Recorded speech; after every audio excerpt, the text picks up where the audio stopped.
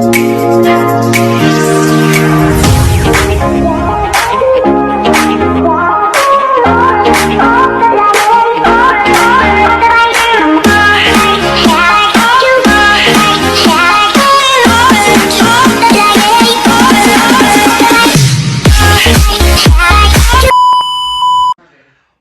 back to my channel, guys. Ito ang ating dinner. Niluto ko tilapia fillet. Nagluto para kay Mahal. Ito pusit. Pinirito. Yan, bawang. At ito, adobo. Babaunin ko bukas. Adobong tuyo. Ayan. Tsaka dalawang balot. Ito, kumain tayo, mga kababayan ko. Ayan.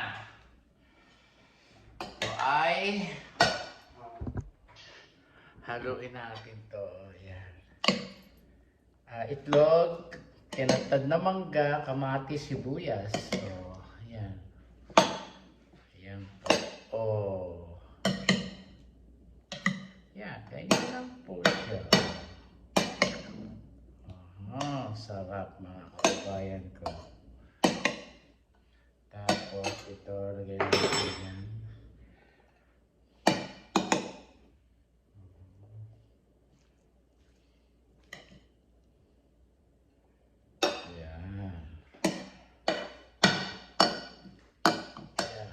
Lang po. Tsaka suka. Kaya nyo yan? Hindi nyo kaya yan. Kumain po tayo. Tsaka natin lagyan ng bagoong. Ito. Konti lang kasi. Kasi. Ganyan lang. Mga kababayan ko.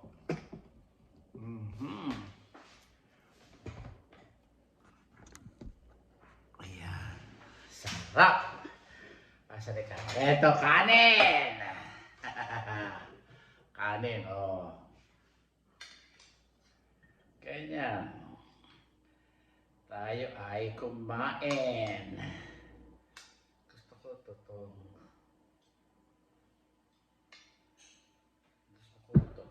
Kababayan ko.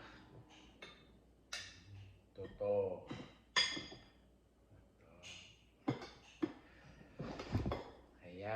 Tutong. Kumain tayo. Ayan. Tama na yan.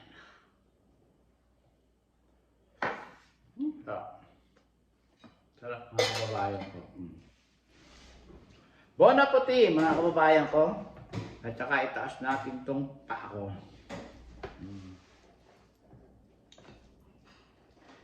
Yan. Sarap. Nagkamay ako. Tapos pusit. Dami.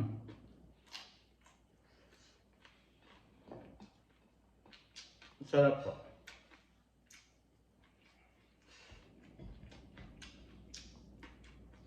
Kumain tayo.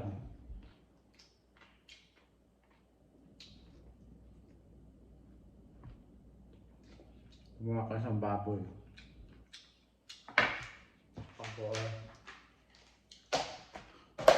Ito dadalhin ko bukas.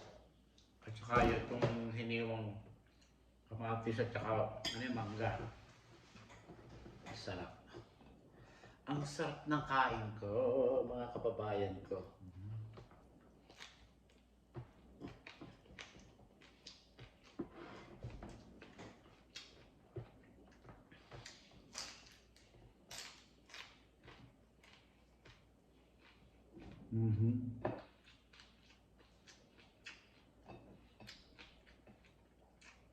Nagtulog ako ngayon kasi ayaw ko magpadala ng pera sa kapatid ko.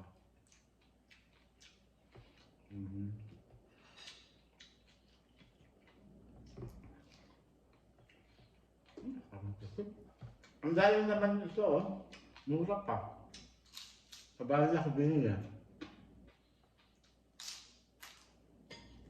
Sarap.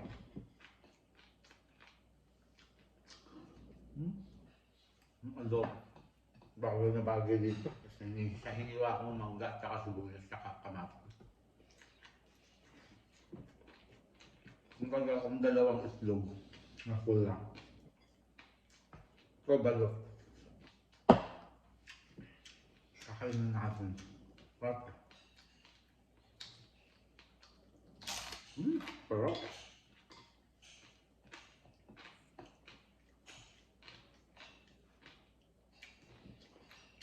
Lahat kasi nandito. Basta kayo lang maghahanap. Lahat ka. Kumain ka na ka. Doon din tatay. Ayaw daddy. Daddy! Pito lang alam ka. Sabi mo nga? Bumili ko 4 na peraso, $5.99. Sa Seafood City. Hilaw. Sarap. Sarap. 7. Kumiling ko kasi sa akin mahal ng tilapia fillet. Pinilito ko. Nilagyan ko ng rosemary. May rosemary kami sa backyard. Gusto niya yun.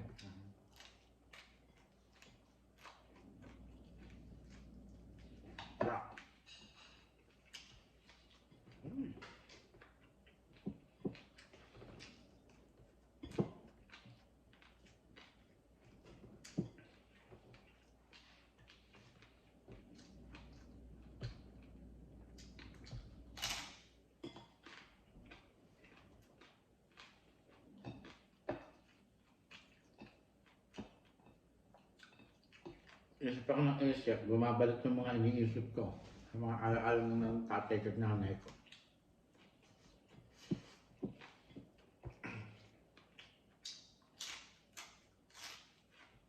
Kasi nung araw ko,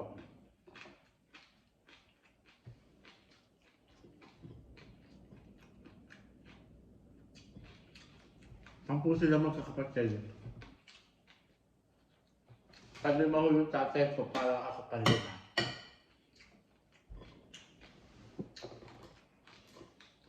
Siya ako nagdala ng pamilya.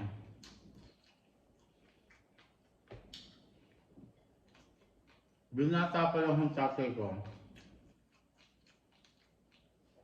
Sa dadero ko yung tatay ko, nagkakatay ng baboy baka sa agapan. Yung lola ko nagtitinda. Nung binata ang tatay ko. Dahil sila nung araw, naghirap. Wala yung tatay ko ah. Tapos tayo.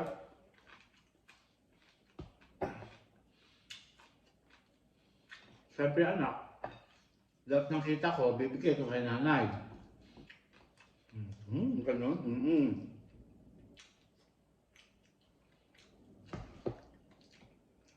Ako na bumili ng lupa sa malapit.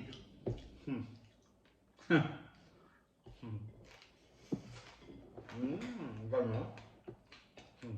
Kumabalo na araw ko. Ako ay ang nagbigay ng pambili ng bahay, ng lupa sa Baliwag at nagpagawa ng bahay na matanda. Ganun tatay. Lasin niya na. Pinita ko na tayo. Sa aming dalawa ni nanay. Kasi yung kapatid niyang matanda, swapang. Ang tinignan niya, yung mga anak, mga kapatid na babae, tinulungan. Okay? Nag-aayaw ako sa bahay, sa Baliwag. Sabi ng tatay ko, nag-aaway-away kasi sa Baliwag dahil sa daw ang nagbigay ng pundal ng lupa na yun, at saka bahay.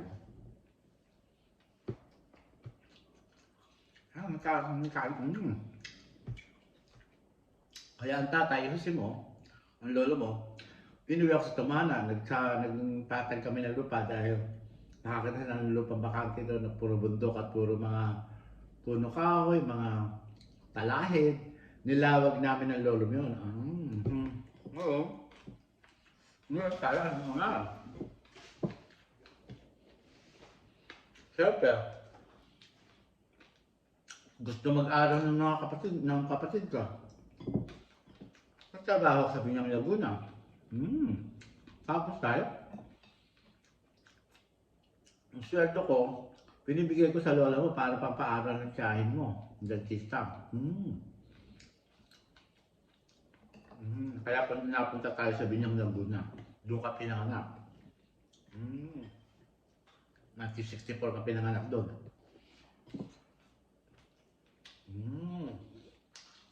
Tanong ako ng tanong sa tatay ko kung anong istorya ng buhay ng tatay ko. Okay, anak.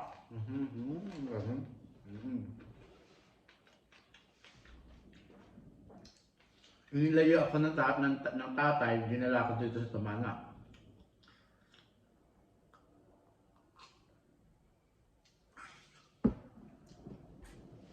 Dahil nga yung mga ibang kapatid ko, dalagita pa lang o dalaga pa lang, mga nasira uli ba? Ganun. Ganun ba? Pinagamot ko yun. Ako nagtrabaho. Gusto nyo mayang na istorya ng buhay eh. Tatay ko, bumalik lahat kahayang ala-ala sa pangit maganda. Matanong ako sa ako.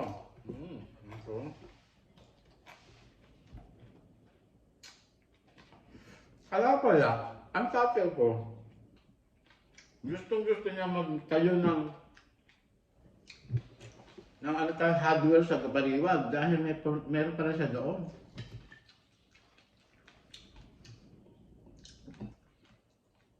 Kasi daw pinakakuha siya ni Lola na tatayo siya ng ano daw, negosyo. Gano'n. Hindi natupad kasi nga eh, nagkakaangkinan na.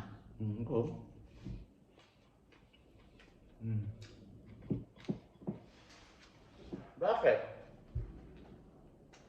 Mabibili ba yung baliwag na yun? Hindi kaya sa tatay ko? Kaya yung isa, pinangalan sa kanya. Sa asawa niya, nagkasawa. Dahil kinuha ang lola tibing ko, nagpunta ng Amerika. Ayan ang istorya. Ano ba? Layo-layo.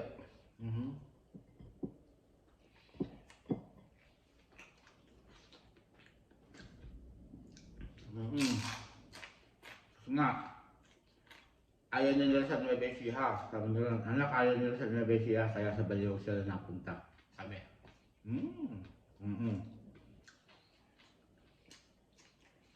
Ganun pala tatay. Sabi ng nanay ko, anak, kaya nagtatampo ang mga ibang kapatid niyang babae yung matatanda. Dahil napangasawa ako ng tatay mo na may responsibilidad pa ng tatay mo sa kanila. Dahil siya ang pinakamatandang lalaki sa kanila. Yung mga babae, nag-asawa lang.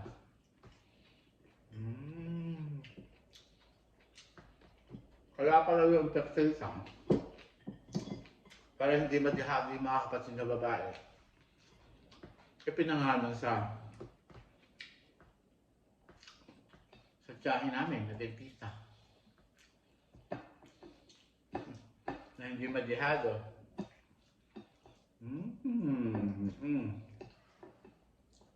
Nagtanong na ako sa abogado. Pangilan ang tatay mo, Francis, Mr. Lastelo? 10 sila, 5 sila. Ang ibig sabihin, yung 5, binuhay ng tatay ko. Ganun nga. Katulong sumunod sa kanya.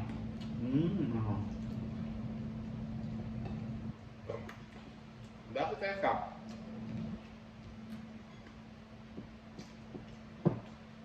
Kaya naalis yung isang kapatid ni tatay ko sa Bugapan. Kasi binubugbog ng asawa na hindi nakaman asawa. Galma.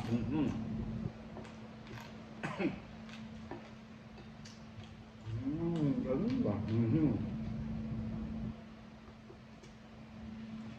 Dahil kami pag ginag-drive ko, nag-istorya. Aha. Kaya, ganun ba? Ah, umami ng aking kamindi ko. Ganun po ba tayo? Hindi ako nagtanong kay Tita Menji. Kaya mahal na mahal ni tatay si Tita Menji. Mahal na mahal. At mahal na mahal ko si Tita Menji. Dahil hindi siya nagsisinungaling. Kaya pinakukuha ko siya na hanggang nagdadrive ako Tita Menji, nagdadrive kita kung saan mo gusto. Salamat anak, salamat anak. Kahit pa paminsan-minsan yung nawawala sa sarili din.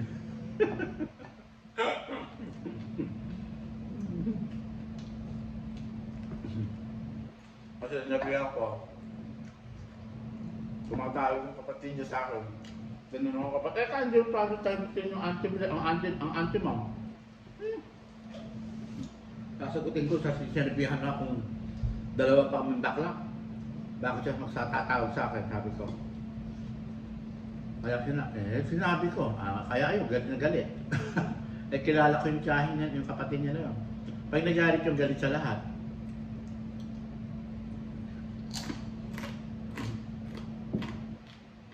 Ang pagkukulang lang naman nun, hindi kami pinag-aral.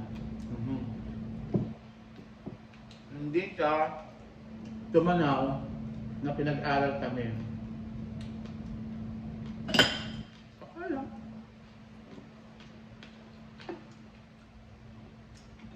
Kaya Kaya lang, kusog kami sa pangalan ng tatay ko at ng nanay ko. Manghingi kayo kung bibigyan ko, salamat. Kung hindi, salamat pa rin. Ganun na lang ako namin. Huwag kayong nanakaw, huwag kayong manghingi magana. Hindi lang. Kaya takot sa taas. Huwag kayong mamumuha na hindi inyo.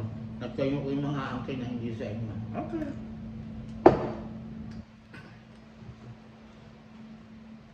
Kaya pa ang tatay ko, umuwi sa baliwan. Kabahan ng malaki. Napag-isip-isip ko, at lumabalik ko ala-ala ko. Bakit pala tatay ko dun? Siya pala mabili ng pera para mabili yung baliwan.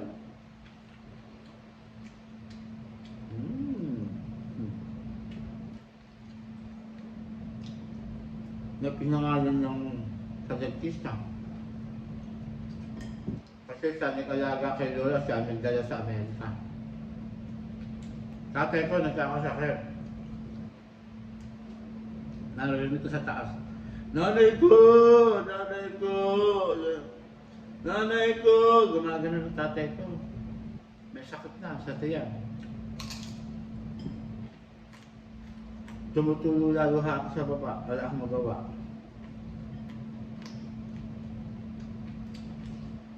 Hindi naman kami tinanong. Ano buhay nyo, mga pamangkin? Wala. Wala, hindi siya nagtanong sa amin kung ano buhay namin. Ang tinanong lang sa akin nung nakarating ako dito sa Amerika, ano nangyari sa nanay ko? Pinadala daw siya ng pampagamot, pampadoktor. Yung kapatid ng tatay ko, ang nanay ko. Sabi ko, kung pinadala niyo, buhay ang nanay ko. Sabi, talikod ako.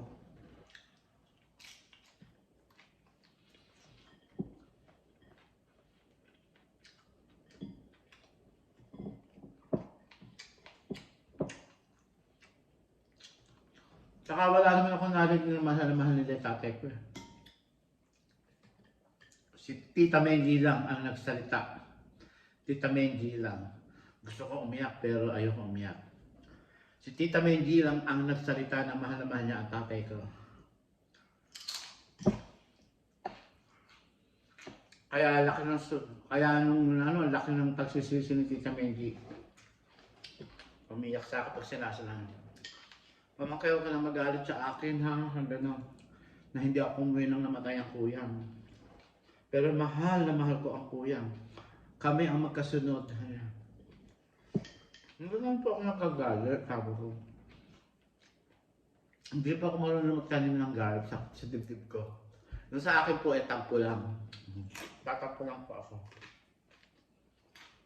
Mahal na mahal ng Tita Menji ang tatay ko, kaya ako minahal ko si Tita Menji.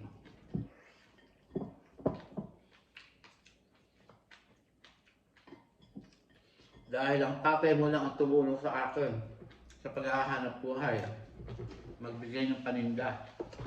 Nakatandaan mo pala na ako nagpupunta ng Tumana. Madaling araw pa lang, magluluto tayo ng mais. Opo lang, Tita Menji naman.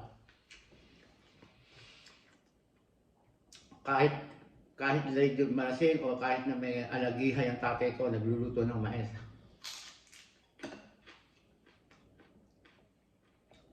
Isa lang nagmahal sa tatay ko, si Tita Menji. Si Tita Menji lang ang nagmahal.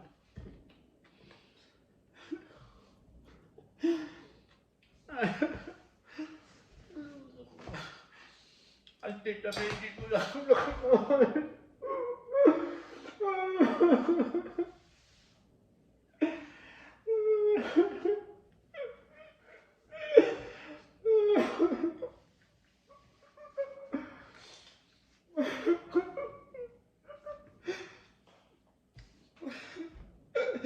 Kaya mahal naman ko si Tita Menji.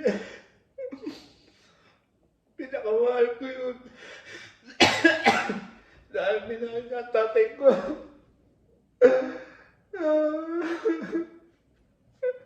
Kaya ako, Tita Menji, dadalawin kita.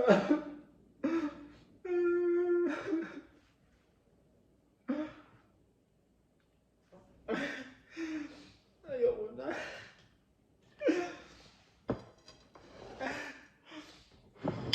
Kasi naiiyak lang ako dahil kulang ang pagmamahal ng buhay ko. Kulang ang kami sa pagmamahal. Maaga kami naulila sa nanay namin. 47 lang namatay ang nanay ko. Tapos ang tatay ko, 10 years ang agwat nila. Bago namatay ang tatay ko, anak, 7 kayong magkakapatid, ikaw ang iba-ugali. Huwag mong pababayaan ang mahal ang mga kapatid mo, yung sumunod sa'yo. Opo tayo, sabi ko. Kaya nung nagtitinda ako sa Gapan, pagpupunta sa pwesto ko yun, hihilig sa akin yun ng dinuguan. Alam ni Tita Menji na paborito niya dinuguan. Kaya pinagluto pa niya si Junior sa amin ng dinuguan. Na umuwi si Tita Menji, natulog pa sa amin. Nagluto ng chicharon na dinala niya doon. Dahil alam niya na nakatulong ang tatay ko sa kanila.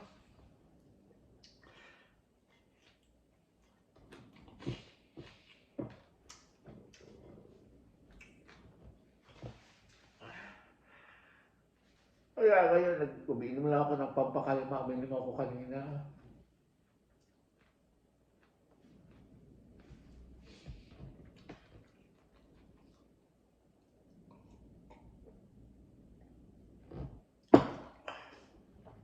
Busi ko lang. Ayoko na.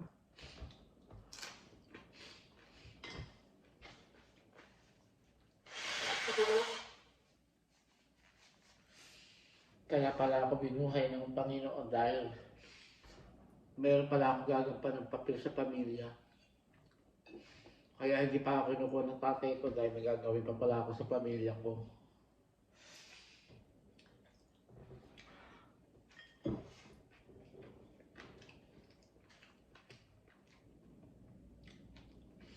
Yung malapit na yon, tatay ko, may pera doon. Pinatira lang yung mga De La Cruz na yan. Humanda ka, Jimmy. Humanda ka. Kukuhanin ko yung nararapat sa amin.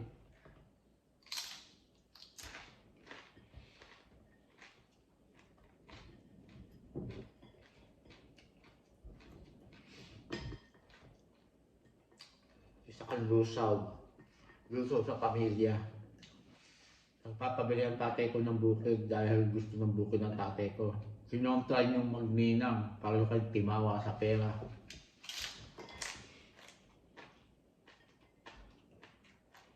Dalawang beses. Nakatira ako doon, hindi ako kumitibo. Nakikinig ako. Bukas ang tenga ko. Bukas ang diwa ko. Ngayon bumabalik lahat ang alaala ko. Pangit, maganda.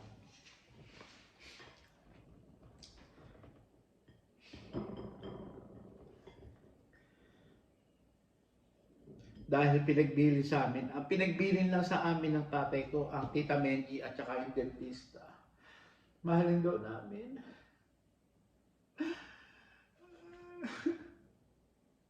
Pero hindi naman kami binabalo ng dentista. Hindi ko alam bakit yung nagagalit sa amin. Wala kaming alam.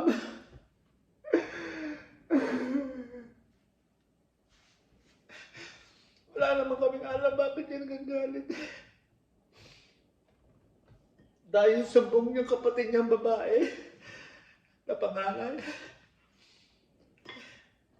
Buti pa si Ate Piling nangingin ng sorry sa akin bago siya namatay. Nung nilabas ko sila sa restaurant, silang mag-asawa. Bumulong sa akin si Tita Ate Piling. Pamangkin, sorry ko ano man ang ginawa ko sa inyo. Sabi ko, okay lang po, Ate Piling.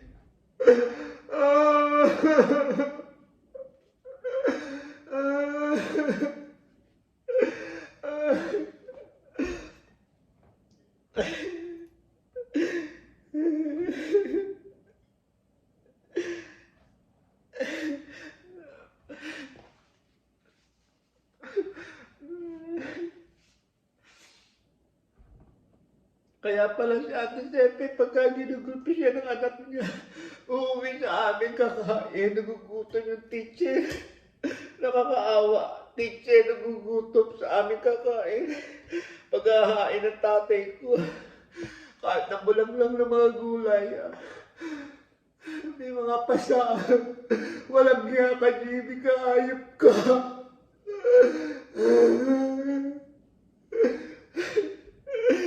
Bakit mo ginano ng nanay mo? Hayop ka. Nakita-kita mo, may pasami iyak. Gutom. Teacher, nagugutom, teacher.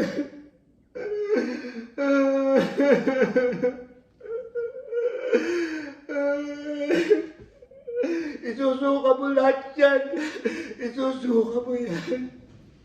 Hayop ka, yung panloloko mo.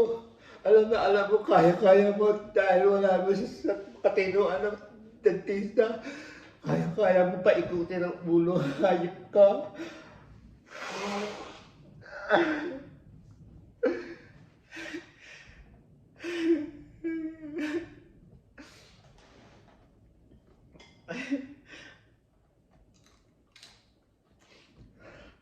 Yan po ang buhay ko. Naaalala ko lang po, bumabalik sa alaala ko.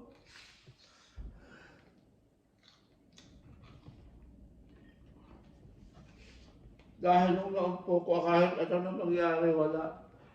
Pero nung tinutulungan ko kapatid ko yung pamilya ko, bumabalik unti-unti. Kasi mga kaibigan, mga kababayan ko, 2002 na-stroke po ako sa Palm Spring. Nagbakasyon kami ng dalawa ho ni Mahal. Nakita ho kami ng kapatid ng tatay ko, Digong Pilino, Tita Mayet. Sabi ko, Mahal, i-date natin si Digong Pilino. Sige, ano. At saka si Inga, yung tatlo sila. Kinabukasan, Thanksgiving yun, kinabukasan, 26. Magsisimba ako sa Palm Spring. Hilong-hilo ako, naduduwal ako. Minum lang ako ng Advil. Nahiga, pagkagising ko, naligo ako, nagbihis ako. Sabi ko, Mahal, nagnanamim kalahating katawan ko, Mahal. Ano, sige, mag-drive tayo, dalhin kita sa emergency. Malapit na ako kami sa emergency yun. Bumulong sa akin ng mga anghel ko siguro. Huwag kang pipikit, huwag kang pipikit. Hindi ako pumikit, nakadilat po akong ganyan. Huwag kang pipikit, gano'n. Hanggang makarating ako, naglakad pa ako, pagbaba ko sa kotse. Nakakita po ako ng nurse na galing sa, I think tapos na ang kanyang duty, lalaking nurse. Sabi ko sa akin, what happened? Parang anghel ang tingin sa kanya. What happened? What happened? Sabi ko, I cannot breathe. Hinakay niya ako sa emergency. Hinakay ako, kasunod ko na si Mahal. Hinakay ako, Filipino nurse, gano'n. Sabi ko sa akin, close your eyes. Sabi ko, I don't wanna close my eyes, sabi ko, because I hear something voice. She said, no, close your eyes. Don't close your eyes. Hindi ako nakatagala. May isinaksak lang sa akin. Kaya siguro ako nakatulog. Pag gising ko, nasa covery room na ako, nasa kwarto na ako.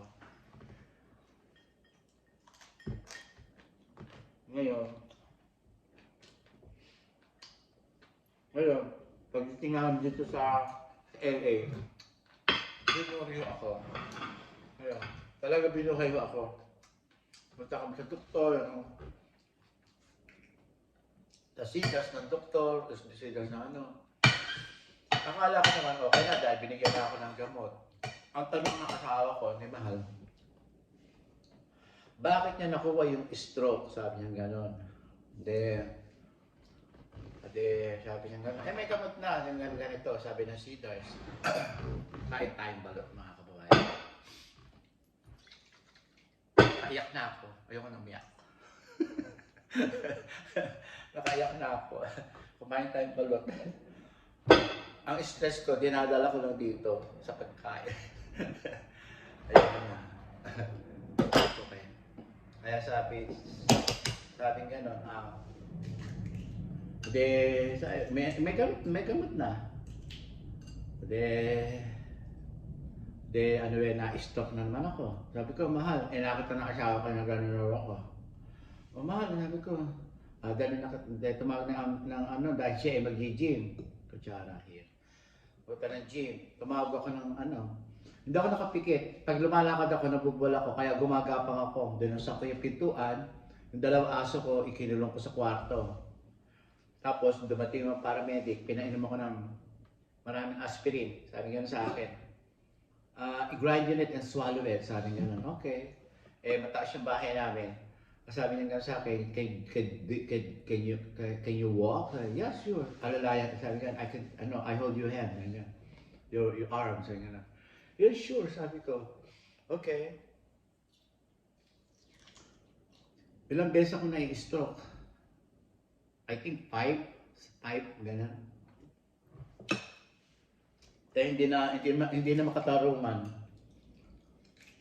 Hanggang dinala ako dito sa Sherman Oaks ulit. Sabi niya gano'n, yung puso ko daw ibang Bebelatio, whatever ko Dahil, okay, sabi ko,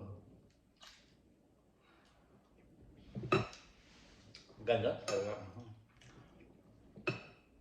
Hindi okay na. Uwi na naman ako sa bahay. Andito ako sa bahay, sabi ko, Mahal, nanginanag na hindi ako makahinga, sabi ko. Tumawag ulit na ambula ng 911.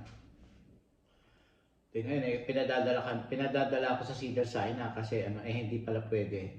Kaya dito lang ako na naman sa Sherman Oaks, dinala ko ulit doon. Kailangan daw 24 hours, kinabukasan nilabas ako. Balik ka rin sa Cedars-Sinai. Inaano ko doon sa cardiologist ko, ako daw dramatic daw, something like that. Meron na ako medicine. Bumalik kami sa primary doctor. Hi doc, musika. Na tayo dito, pasuri. Pinasuri ako ng Dr. Musika noong araw na yun. In-orderan ako ng tawag dito, MRI, something like that. O tawag dito, ultrasound. Puta, kinukontrol mo sa akin, Mahal.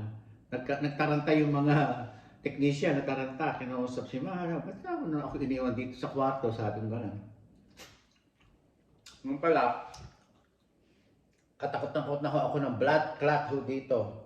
Kabilang arm, papunta na ako dito, kalapit na sa brain ko. Kaya sabi ng doktor ko masigang,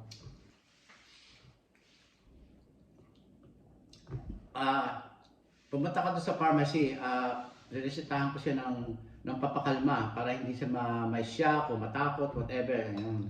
Sabi ko, naglalakad ka, puntang pharmacy. Consider sign Sabi, at saka yung pagtusok sa Levenox, sa blood thinner. Sabi niya, sabi niya, mahal. Nuuto ako ni mahal. Na-find out na, it's a good news. Sabi ni man, yes, mahal. Sabi niya, basta. Ngayon, binigyan ako ng, wala kami Levenox nakuha doon, pero nakakuha ko ng pampakalma, ang milligram, 1 milligram. Puta, first time ko uminom niya, kababa. Pauwi kami, gumagaling yung mata ko. Di, mahal, what the benefit you gave me? Sabi ko, what? Oh, I'm heavy. Sabi ko, I'm heavy. It's a good news. Sabi niya, di na. Pagdating namin dito, tinawag yung best friend kong nurse na si Nilo, Mariano. Hi Nilo, nurse. Tinuro ang mag-inject sa akin sa tiyan. Tusukin mo tama yung gamot. Para yung dugo. Lumabnaw. Kaya. Ganun ba? Buta, tinusukan na ako. Yung gamot na magdamag ako natutulog, kinabukasan na umaga siguro, nagising ako alas 7. Taas kahon na, sabi ko. Pero wala akong inisip, wala akong inintindi. Ang ano yung nasabi na ako yung mahal na may natagpuan sa akin. Nung natapos yung surgery ko, February 14, ng 2007? Ay, 2008, sinurgery ako sa puso dahil butas yung puso ko dito sa gitna. Kaya pagka nagpapump, tumatakbo sa kabila, kaya yung habal pa yun ang istorya. Ano ba?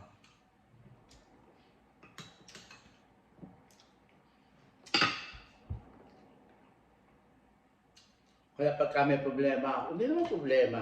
Yung ayaw ko kasi magpakita sa asawa ko na umiiyak ako. Hindi natin lahat, sayang.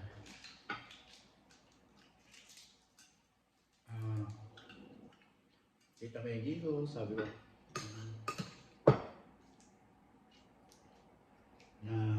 hanggang nadidepress ako noon.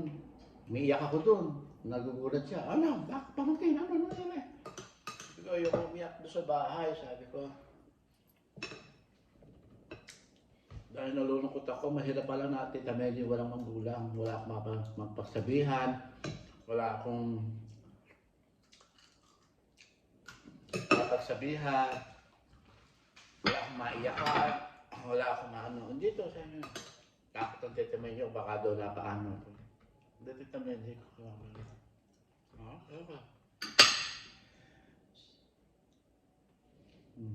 Matapang mo ako sa amin, pero iyakin mo ako pag may mga ganyan sensitive na pinag-uusapan, na alalang pagmamahal.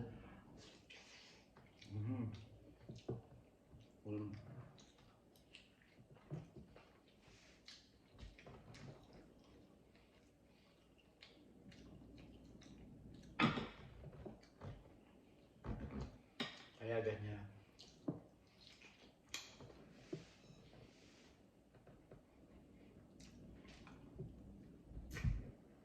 Maraming lihim ang family Castelo, mga kababayan.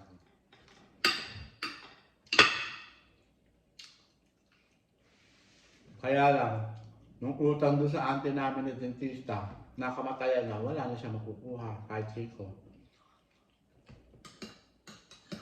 At saka dito, ando sa Pilipinas, iba ando.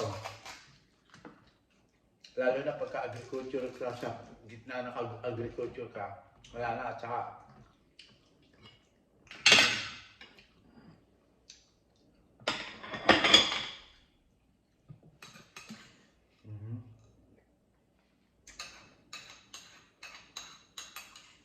walang laban. Kaya ako ngayon ang mga labanan ngayon sa Bukidnon, mga kababayan ko, pinabayaran buwan-buwan. Hindi na hinahatian, hindi pinisigalang pera, kundi swelduhan. Okay?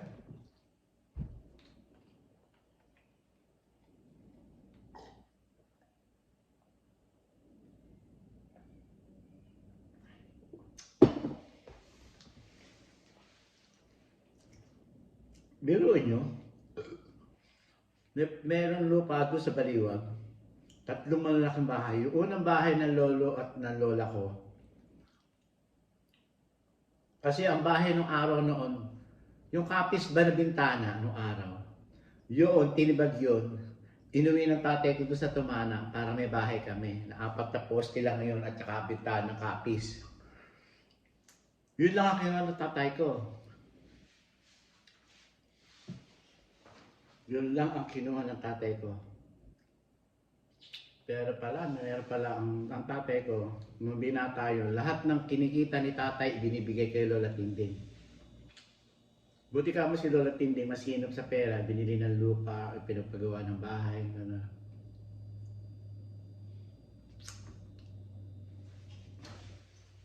Pinag-aral niya yung dentista. Sabi ko, tatay, ba't tayo napunta nga pa sa Binyang Laguna? Tumulong ako sa lola mo sa pagpapaaral ng auntie mo. Ganun ba, tatay? Oo, sabi gano'n. Sabi kasi ng lola mo, pag ako yung mga anak ko, kayo, pag-aaralin ni Ikano, no? Ganun, pag-aaralin kayo, no? Kaya ang tatay, mahal na mahal niya ang lola namin, si Lola Tinding. Dahil sila ang naghanap buhay. Nagtinda ng baboy, tagadero at tatay ko, nag-aalok, ganun yan. Kaya nakilala ang nanay ko sa Gapan. Nagalit nung titira ang nanay ko nung bagong kasal sa Baliwag, doon sila nagkaanuhan ng mga matatandang babae. Ganon? Siguro, ito lang, ano lang. Kaya pala ako, hindi galit, hindi siya masyadong iniintindi ang nanay ko at tatay ko. Dahil pinaglalaban ni tatay na doon tumira. Ang ginawa ni Lolo Jose, dinala si tatay sa Nueva Ecija, sa San Isidro. Kaya pala tatay ko gusto magnegosyo doon sa harapan ng bahay na malaki na magtatayo daw siya ng hollow blocks at saka ng may sinasabi yung hardware. Yan ang gusto ng tatay ko. Kahit nung nandun pa ako, gustong-gusto nung ganun ba tayo? Oo. Wala naman tayo po ng tatay. Kaya nga ako naghahanap po yung uli eh. Uli.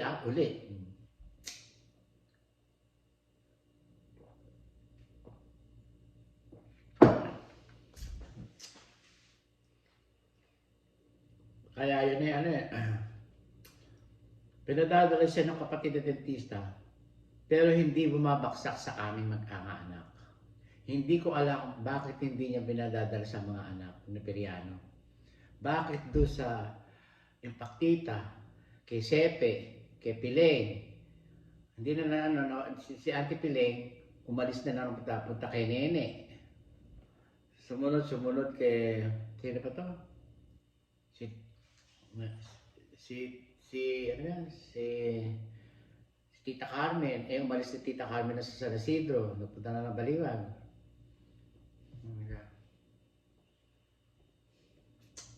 Tapos nun, kay Lolo Ambo. Ang Lolo Ambo, bago mo bigyan ng pera si nanay akala ko naman ano yung nalaman ko kay Lolo Ambo, napapadala pa rin. Aba, katulog pa rin ang nanay ko. Naglalabada, namamalansya na ang nanay ko ginawang labandera. At talagang ina-almirol lang ng nanay ko yung mga damit na talagang matigas. Ano yung almirol? Ilulubog sa parang tumigas yung damit. Polo ng Lolo Ambo. Kaya pala pumupunta sa amin. Ang dala lang naman sa amin Lolo ang bunong araw yung sumalat ng kanyang kaluluwa. Ano tawag dito? Isang supot na tinapay, nagbibisikleta. Naalala ko. Diyos ko, sabi ko.